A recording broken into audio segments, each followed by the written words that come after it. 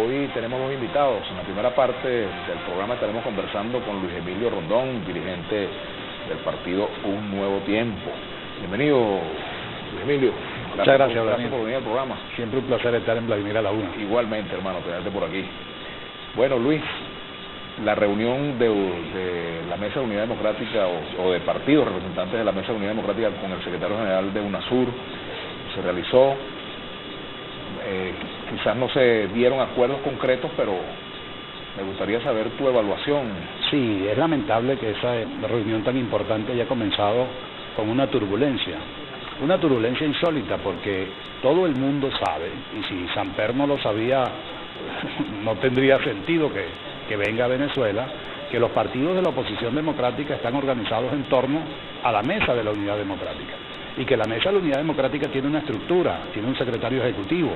En consecuencia, si quieres hablar sistemáticamente con la oposición venezolana, debes hablar con la Mesa de la Unidad Democrática y no invitar selectivamente a organizaciones políticas. Nosotros nos invitaron, y además en la comisión que designó la MUD para hablar con los cancilleres también estuvimos representados, y donde hicimos un planteamiento muy enérgico en torno al desconocimiento de hechos, que es un poco lo que hace el gobierno. Cuando el gobierno no quiere hablar con alguien, pues lo odia, y esa no es la forma de comportarse los organismos internacionales, y UNASUR tiene un papel muy importante que jugar. Por cierto, informó el secretario de UNASUR que ya la misión en términos convencionales, como se venía desarrollando en Caracas, en Venezuela, cesó, y que ahora van a funcionar más en una labor de acompañamiento al proceso que en el desarrollo mismo de las cosas.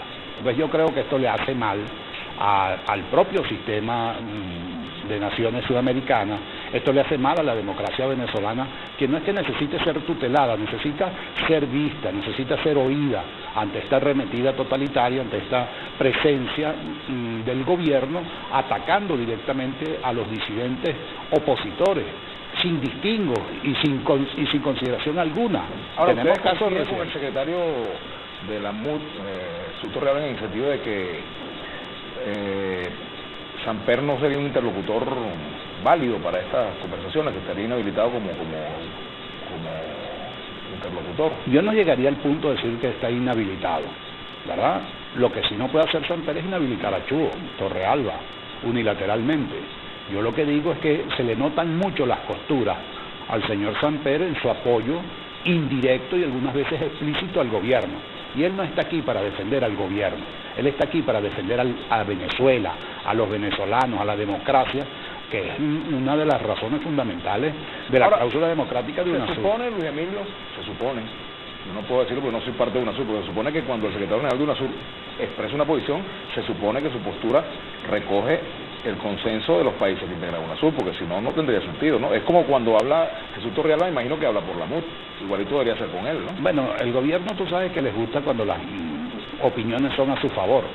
Criticaba a Insulza cuando en nombre de la OEA emitió un criterio sobre Venezuela, y lo avalaba cuando su criterio era favorable al gobierno. En este caso, el gobierno de Venezuela ha ejercido una fuerte presión diplomática en función de lograr apoyos de gobiernos que ya ven con preocupación la situación en Venezuela. La crisis no es inocultable, la crisis económica, la crisis política, la crisis estructural de nuestra sociedad, lo que nos ha obligado a tocar las puertas en el exterior para que la gente observe lo que está pasando en este país. Esto no pasaba hace 10, 15 años. Eso es un proceso que se ha venido incubando en los últimos 5 años y que ha hecho crisis ya en las manos del gobierno, un gobierno que dispuso de más de 1.000 millones de dólares y que hoy en día hay que hacer cola para comprar cualquier insumo de la cesta familiar. Las mujeres de nuestras casas se han convertido, por obra del gobierno, en unas bachaqueras. Tienen que ir de un lado a conseguir la leche, donde hay la leche, hacer las colas para el café, buscar los pañales para los muchachos, las medicinas. Si tienes la tragedia de tener a alguien con una enfermedad crónica, no se consiguen, tienes que pagar sobreprecio, buscar por debajo. Es decir, nos han convertido en una sociedad absolutamente descuadernada y esto hay que corregirlo. Le hemos dicho al gobierno que su proyecto político y su proyecto económico fracasó y que en función de eso se impone un gran acuerdo nacional porque en este país vivimos todos. Nadie es más venezolano que otro. Nosotros disentimos del gobierno, pero nosotros somos venezolanos y queremos lo mejor para el país. Ahora, Luis Emilio, ¿qué va a pasar de aquí en adelante? Tú decías que ya la misión de UNASUR no actuaría bajo las mismas características de lo actuado hasta ahora. Por concluida su tarea, en muy malos términos, porque no se resolvió nada. No resolvimos el problema de los presos políticos, no resolvimos... Pero más bien yo, con la declaración que dio el secretario general de UNASUR, me remito a lo que él dijo, titular de Últimas Noticias del fin de semana, que más bien esta reunión había servido para retomar el diálogo. Pero sí que el gobierno no tiene ningún interés en el diálogo. Si el gobierno tuviera interés en el diálogo, no tendríamos que esperar que vinieran 3 cancilleres suramericanos prácticamente a torcerle el brazo y a jalarle las orejas y obligar al gobierno a que oiga la oposición. Esta reunión fue solo con los cancilleres. El gobierno no está interesado en el diálogo porque el gobierno no quiere... ¿Y la oposición sí está interesada?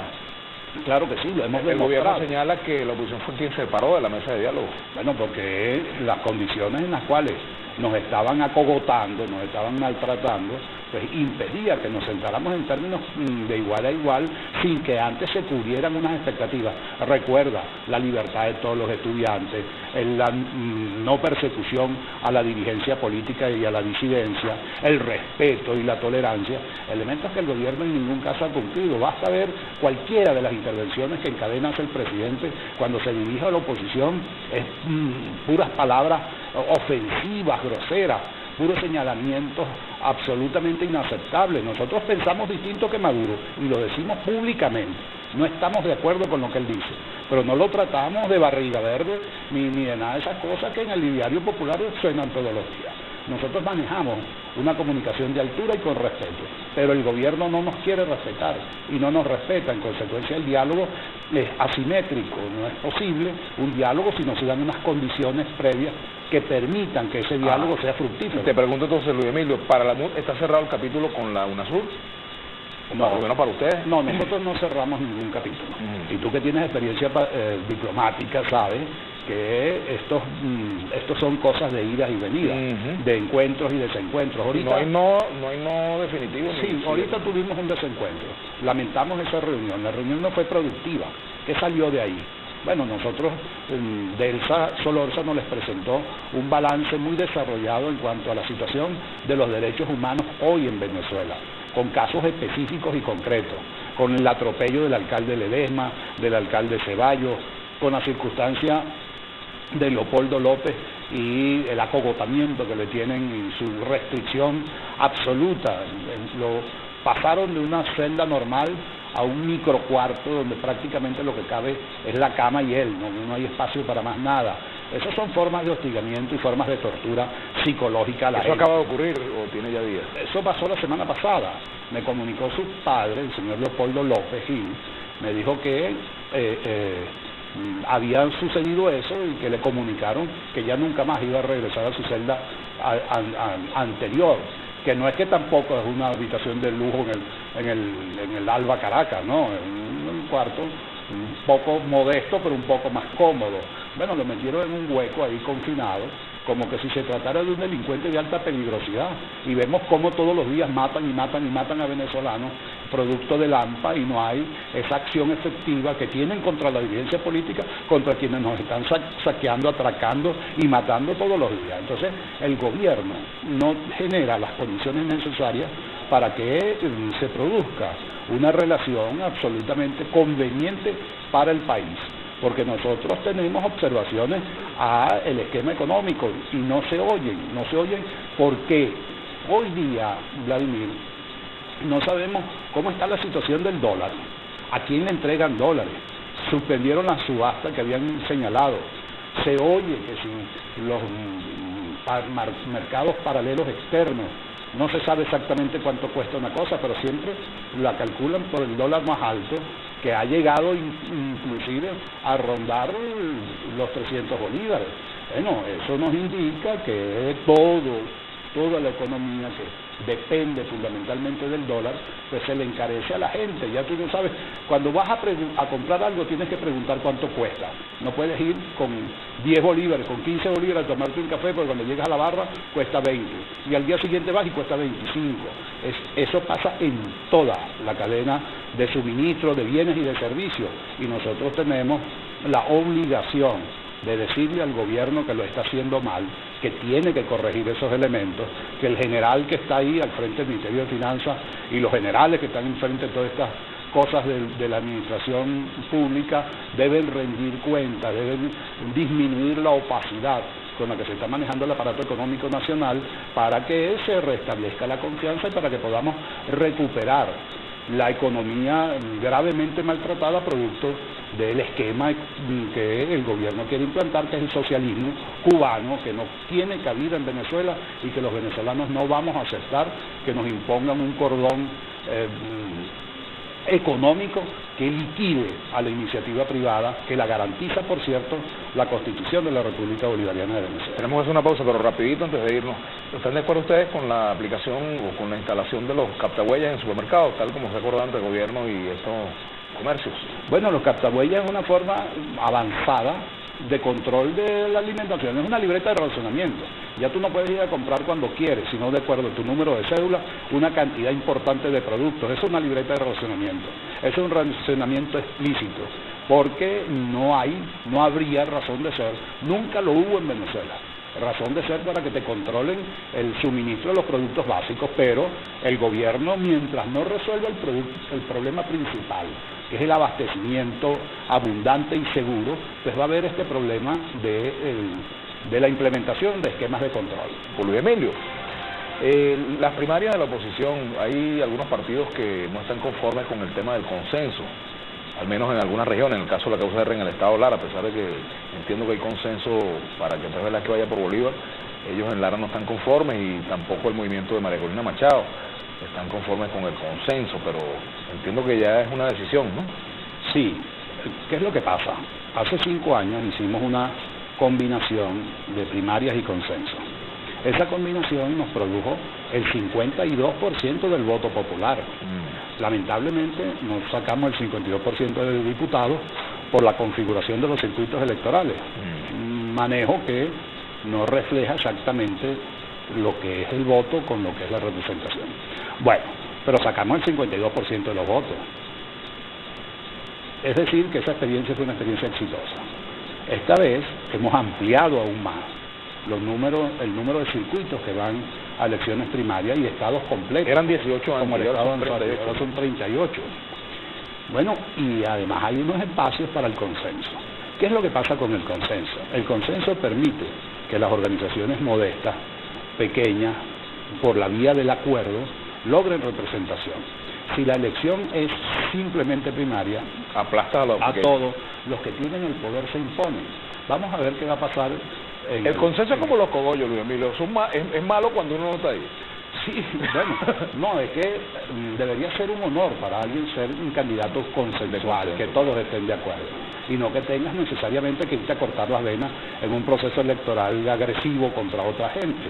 Yo estoy de acuerdo con que la gente debe participar y que mientras mayor participación mejor, pero no desacredito la posibilidad de que hayan acuerdos. Fíjate tú que el PSV, que dice que va a hacer elecciones primarias generales, se reservó las listas.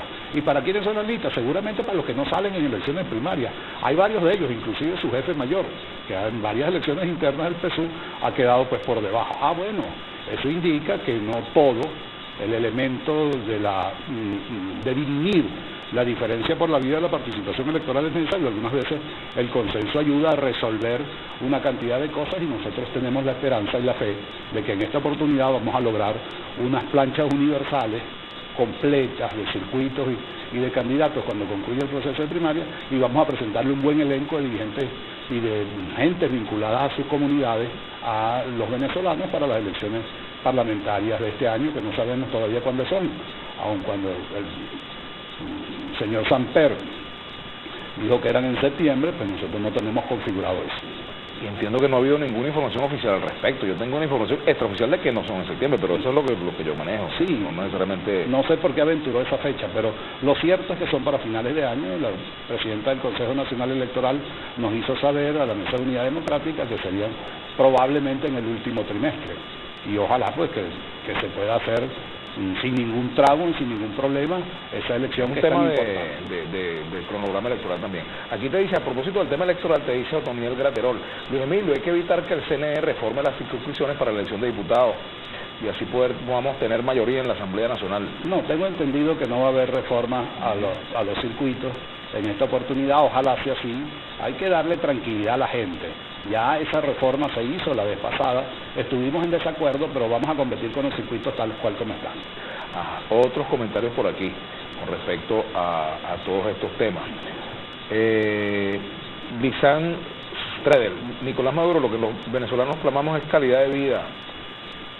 Estamos cansados de trapos rojos y distracciones, resuelva, por favor. Dice aquí dice la misma persona. Y ahora el evangelista Samper nos cuenta que aquí hay independencia de poderes. ¿De qué justicia hablan si en el 90% de los delitos que se cometen en Venezuela quedan impunes?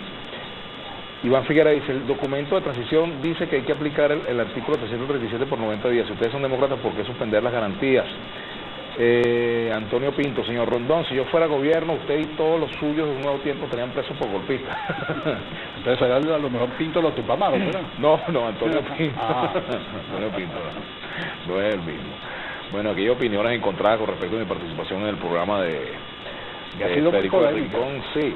Bueno, ¿qué opiniones? La próxima vez que Vladimir Laura te interpelo yo a ti sobre ese programa. ¿Cómo no? Vale. Hacemos uno sobre eso. Bueno, aquí me dice Venezuela: se te vieron las costuras rojas en el programa de conclusiones, te enseñaron lo que es periodismo, pero aquí me dice Vladimir Maldonado: primero que nada, Tocayo, te felicito, dejaste a ese Rincón en 4 bloques, no te pudo someter. Bueno, hay opiniones de opiniones. Herman Lugo dice: Vladimir, tu invitado es un exadeco, la oposición no presenta caras nuevas, siempre las mismas caras. Emilio Guzmán: la promulgación Barack Obama debe ir acompañada de cuentas bancarias producto de corrupción, si no alimenta el chavismo, dice aquí Emilio Guzmán, ¿no? William Palacio: ¿será que es muy difícil que el gobierno y la oposición busquen puntos de convergencia? Sí, andamos en eso. Lo que pasa es que, como te dije, el gobierno no quiere conversar y nosotros no podemos tampoco asumir una actitud de pedir una conversación si antes no hay unos elementos que garanticen que esas conversaciones puedan llegar a buenos términos. Jesús Eduardo Jaime: bueno, entonces los invitaron y fueron, ahora tienen que hablar que porque no los aceptaron, lo que ustedes quieren, qué es lo que ustedes quieren, ahora vayan a llorar al Fondo Monetario. Eso le toca a Merente. Julio César Reyes te dice: no todos los partidos de oposición política ni todos los políticos opositores se ven representados por la MUD. Bueno, eso es verdad. No, es cierto. Lo que pasa es que la MUD es un concierto de 29 partidos políticos de oposición. Hay algunos que no están en la MUD, el MAS y otros.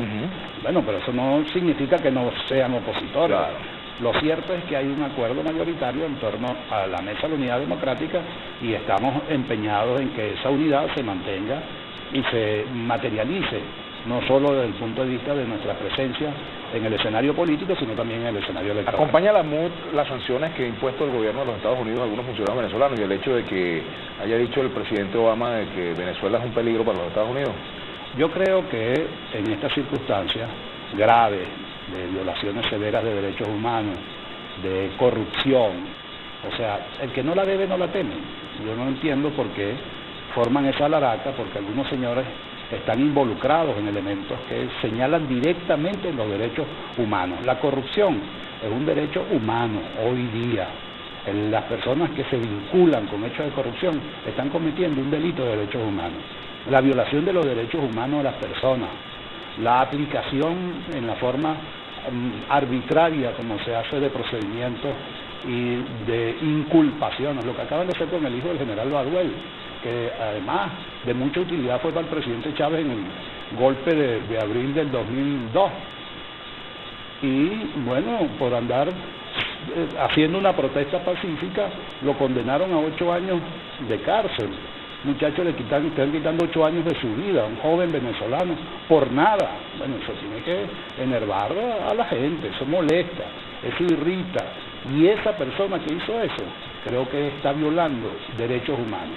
Y entonces, como no hay sanciones en el país, como hay aplausos, regocijos, ascensos Me dicen que en los últimos grupos magistrados del Tribunal Supremo de Justicia están incorporados gente que fue favorecedora de las requisitorias del gobierno.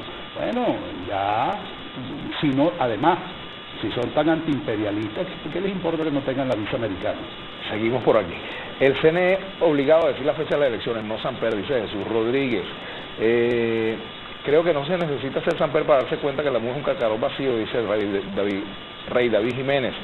Ustedes quieren unos mediadores que sean de la MUD. Alexis La Paz Ortega, lo que sucede es que los integrantes de la MUD, cuando los organismos no los avalan, los crucifican y los descalifican. Javier Oropesa, ¿de qué forma el gobierno bolivariano puede presionar a otros países si según ellos este país está quebrado?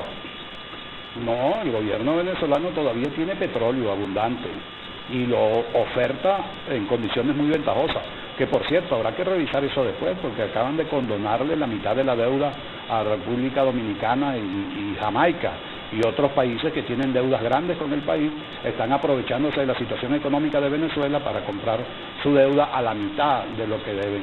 No solo que estamos entregando petróleo en condiciones desventajosas, sino que ni siquiera lo estamos cobrando porque el producto de esta premura que tiene el gobierno y la necesidad de hacerse de algunos recursos está en el mercado comprando lo que pueda, recibiendo lo que pueda y liberando deuda para poder tener recursos.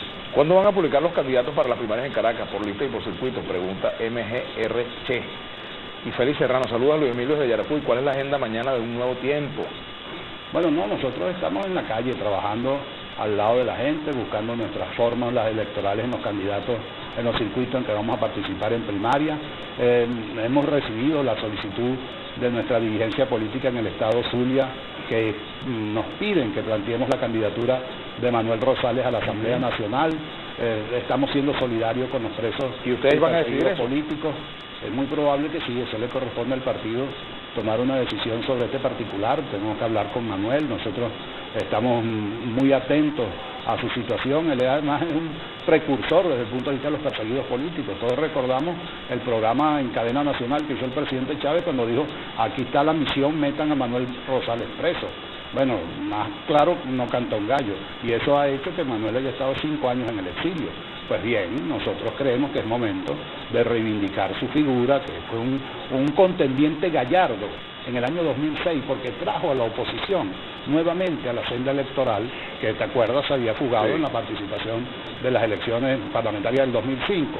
Eso es importante, y yo creo que tenemos además elementos que aportar, y ojalá que los venezolanos no nos distingamos más entre gobierno y oposición, sino entre venezolanos construyamos el futuro que queremos. Muchas gracias, Luis Emilio. Luis Emilio Rondón, dirigente de Un Nuevo Tiempo.